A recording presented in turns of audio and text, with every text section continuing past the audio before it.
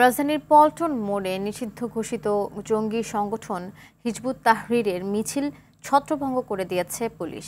March for খিলাফত স্লোগানে মিছিল বের করলে পুলিশ তাদের লক্ষ্য করে কাঁদানে গ্যাস ও সাউন্ড গ্রেনেড নিক্ষেপ করে। সেখান থেকে বেশ কয়েকজনকে আটক করা হয়। সাধারণ মুসল্লিরা বলছেন, দেশকে একটি জঙ্গিবাদী রাষ্ট্র করার ষড়যন্ত্র করছে একটি গোষ্ঠী। রফিকুল ইসলামের রিপোর্ট, ছবি তুলেছেন সাব্বির আহমেদ।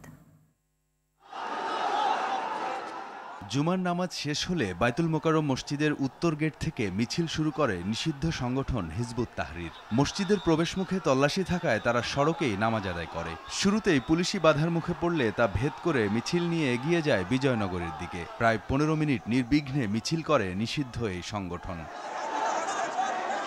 পরে পুলিশ টিয়ার গ্যাস ও সাউন্ড গ্রেনেড ছুড়লে একদফা ছত্রভঙ্গ হয়ে যায় হিজবুত তাহরীরের কর্মীরা। পরে আবারও একত্রিত হয়ে মিছিল শুরু করার চেষ্টা চালায় তারা। এ সময় বেশ কয়েকজনকে আটক করে আইনশৃঙ্খলা বাহিনী।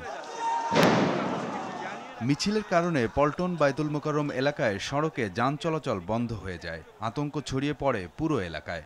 মানুষ নামাজ পড়ে আল্লাহর নাম নিয়ে বাইরে হেরা করে, আল্লাহর কাম কাজ কারবার করে। মানুষের ভোগান্তিতে কোনো শেষ নাই। জঙ্গি আকারে মিছিল করছে এই নিষিদ্ধ সংগঠন, খুব দ্রুত আইনের আওতায় এনে উপযুক্ত শাস্তির ব্যবস্থা করা উচিত। খোদ রাজধানীতে নিষিদ্ধ ঘোষিত এই সংগঠনের সরব উপস্থিতি দেখে হতবিহ্বল হয়ে পড়েন নগরবাসী। একটা জঙ্গি সংগঠন যদি আইসা যদি উগ্রভাবে মিছিল মিটিং করে দেশের ভিতরে অরাজকতা সৃষ্টি করে, এটা কিন্তু বৈষম্যের কাম্য না। এই দেশটারে জঙ্গলি হিসাবে উপস্থাপন করার জন্য অনেক পায়তারা চলছে।